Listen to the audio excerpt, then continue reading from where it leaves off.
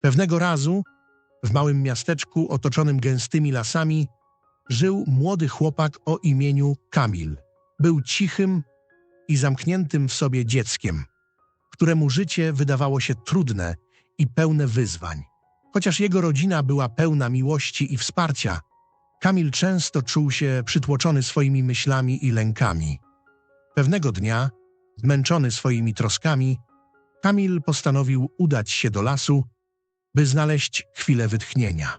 Spacerując między drzewami, natknął się na starca siedzącego na pniu drzewa. Starzec miał spokojne, serdeczne spojrzenie, a jego obecność emanowała ciepłem i mądrością. Kamil, choć zazwyczaj nieufny wobec obcych, poczuł, że może zaufać temu człowiekowi. „Usiądź ze mną, młodzieńcze”, powiedział starzec łagodnym głosem. „Widzę, że masz wiele na głowie”. Kamil opowiedział starcowi o swoich lękach, niepewnościach i o tym, jak trudno mu znaleźć radość w codziennym życiu. Starzec słuchał uważnie, a potem delikatnie uśmiechnął się. „Nasze umysły są jak ogrody”, powiedział starzec.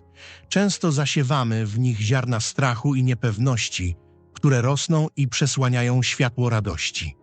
Musisz nauczyć się pielęgnować swój ogród, by mógł kwitnąć pięknem i spokojem”.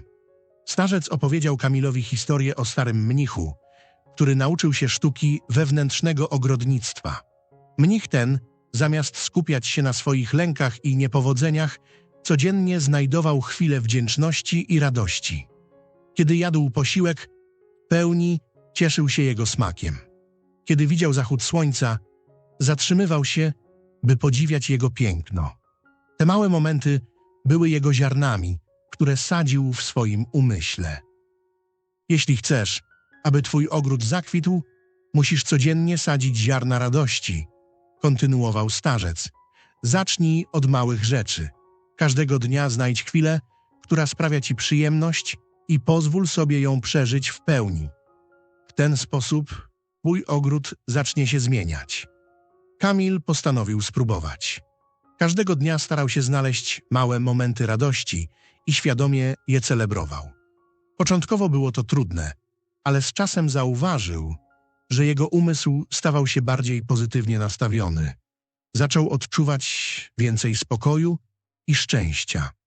Lata mijały, a Kamil dorastał. Wspomnienie spotkania ze starcem w lesie pozostało z nim na zawsze. Dzięki jego radom Kamil nauczył się dostrzegać piękno w codziennym życiu i stał się pewniejszy siebie. Zaczął dzielić się swoją wiedzą z innymi, pomagając im odkrywać moc pozytywnego myślenia.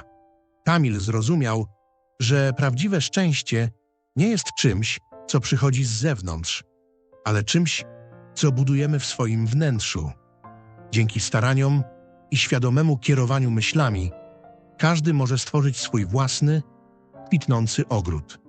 I choć życie nie zawsze było łatwe, Kamil wiedział, że zawsze może znaleźć sposób, by cieszyć się małymi rzeczami, które uczyniły jego życie pełniejszym i bardziej satysfakcjonującym.